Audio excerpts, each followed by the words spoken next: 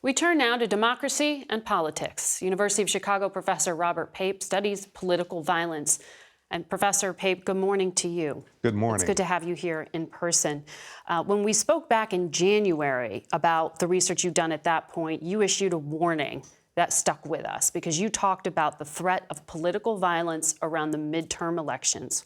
We are 50 days away. What are you worried about now? Margaret, we have not just a political threat to our democracy, we have a violent threat to our democracy. It's important to remember that January 6th wasn't just trespassing and going into a federal building. Thousands of individuals used violence to stop the peaceful transfer of presidential power. What we have been tracking at our center at the University of Chicago, the Chicago Project on Security and Threats, for a year and a half, is the violent portion of that insurrectionist movement. Today, there are millions of individuals who don't just think the election was stolen in 2020, they support violence to restore Donald Trump to the White House. In fact, just over the weekend, that is just a few days ago, we conducted our most recent nationally representative survey.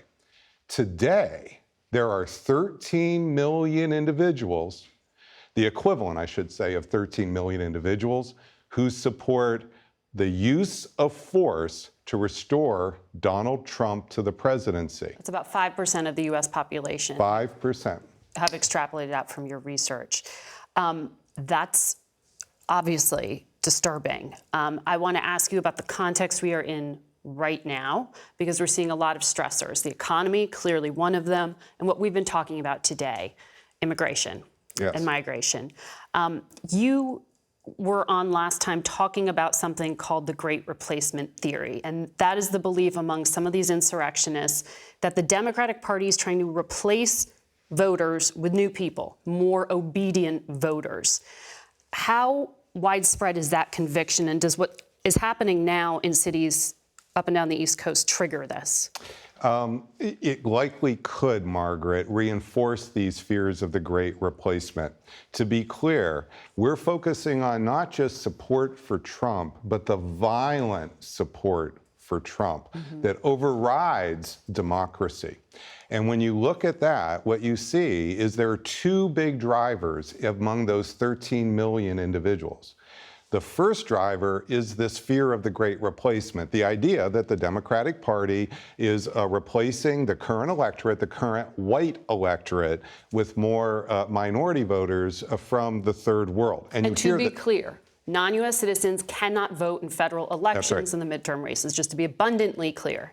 That is correct. It is a conspiracy theory, but it's not just on fringe social media like Parler, Gab, 4chan, 8chan. This is every day on Fox News. It's on Newsmax. It's on One America. It's on talk radio. So this is driver number one. Driver number two is a belief in the QAnon cult idea, which at first blush sounds a little almost laughable, that they would believe a satanic group of pedophiles runs the U.S. government. But we've done focus groups with these folks. And what they really mean by that, Margaret, is that there are politicians that have gotten on the Lolita Express with Jeffrey Epstein and have taken money for foundations, for political support, for corruption. That's what's really going on. So if you marry those two together, you have a dangerous cocktail. You have the fear of this Great Replacement happening by a Democratic Party, and then you have the fear of corruption and immorality, and that's that dangerous combination that's leading to violent support against our democracy. So you just mentioned QAnon. And as you just explained, it's a set of conspiracy theories involving sex trafficking. And there is this belief that former President Trump is the one person or one of the people who could end it all. And I want to play some video here because at a political rally last night, Mr. Trump used a song titled after a QAnon slogan. I want to play the sound, and listeners will have to listen to the music, not necessarily what the president's saying. Listen to the background music. It would never have happened with me as your commander-in-chief, and for 4 long years, it didn't happen. And China, with Taiwan, is next.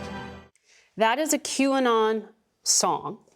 The former president has posted images of himself wearing a Q on his lapel on social media with the phrase, "The storm is coming." That's another one of their slogans. What does all of this mean, and is it threatening?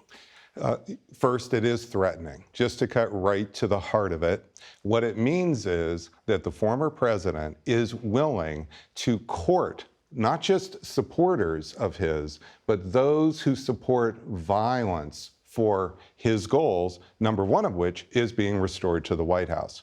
This is extremely disturbing because, well, in the fall of 2020, in a presidential debate, Donald Trump could be asked, well, do you know what a Proud Boy is? Or do you know what QAnon is? And he could say, oh, I'm not so sure.